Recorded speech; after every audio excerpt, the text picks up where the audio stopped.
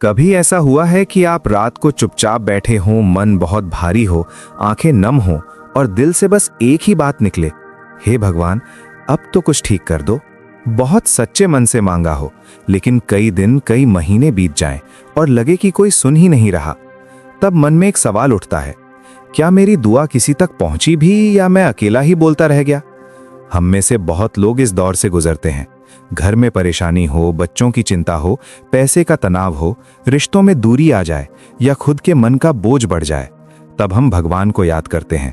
मंदिर में, घर के कोने में या बस मन ही मन हम कहते हैं, बस ये एक काम हो जाए, बस ये दुख हट जाए। लेकिन जब जवाब नहीं मिलता तो धीरे धीरे मन थकने लगता है कि शायद हमसे ही कोई गलती हो गई, या भगवान नाराज हैं, या फिर हमारी दुआ छोटी थी। दफ्तर में मेहनत करते हैं लेकिन मन चाहा फल नहीं मिलता। घर में सबको खुश रखने की कोशिश करते हैं, फिर भी कोई ना कोई नाराज रहता है। किसी अपने के लिए दुआ करते हैं लेकिन हालात वैसे ही बने रहते हैं। ऐसे में मन में चुपचाप शिकायत पैदा होती है। बाहर से हम कुछ नहीं कहते, लेकिन अंदर ही अंदर टूटने लगते हैं।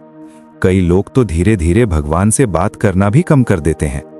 यहीं पर एक बहुत जरूरी बात समझने की जरूरत है। जब हम दुआ करते हैं और जवाब नहीं मिलता, तब कृष्ण हमें ये नहीं सिखाते कि मांगना छोड़ दो। वो हमें ये समझाते हैं कि हर जवाब तुरंत नहीं आता और हर खामोशी खाली नहीं होती। कृष्ण कहते हैं कि जीवन सिर्फ हमारी चाह से नहीं चलता, बल्कि हमारे सीखने से आगे बढ़ता है। कृष्ण के जीवन को देखें तो वो खुद भी हर पल सब कुछ अपने हिसाब से नहीं करते थे। उन्होंने लोगों को रास्ता दिखाया, लेकिन हर कदम पर पकड़कर नहीं चलाया।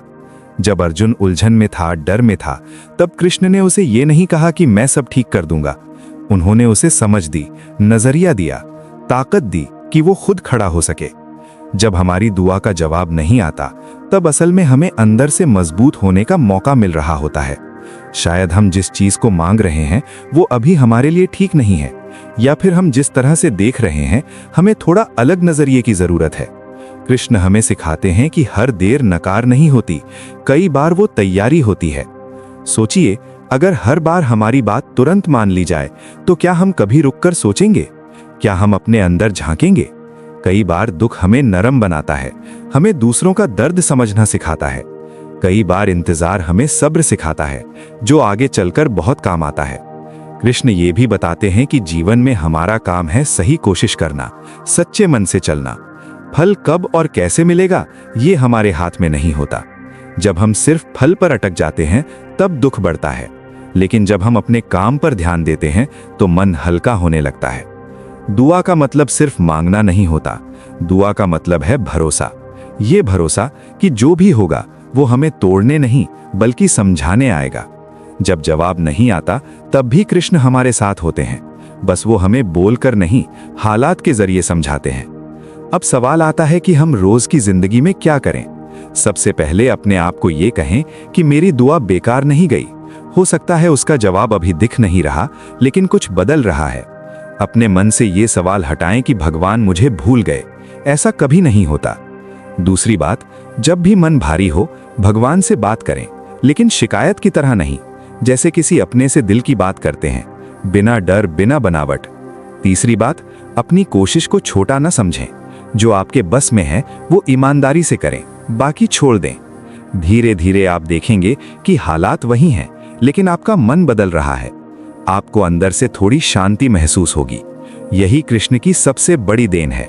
वो बाहर की दुनिया से पहले अंदर की दुनिया को ठीक करते हैं। आज अगर आपकी कोई दुआ अधूरी लग रही है तो अपने दिल पर हाथ रखकर इतना जरूर कहिए कि मैं अकेला नहीं हूं, कृष्ण मेरे साथ हैं, भले ही खामोश हों। कभी कभी सबसे गहरी मदद बिना आवाज के आती है। अगर ये बातें आपके मन को थोड़ा भी छू पाई हो तो इन्हें अपने घर वालों के साथ जरूर बांटिए। हो सकता है किसी माँ, किसी पिता या किसी अपने को आज यही शब्द चाहिए हो। इस चैनल से जुड़े रहिए ताकि हम ऐसे ही मन की बातें मिलकर करते रहें। अपने जीवन पर थोड़ा ठहर कर सोचिए, शायद जो जवाब आप बाहर ढूंढ रहे थे वो अंदर मिल रहा है। जय श्री कृष्ण।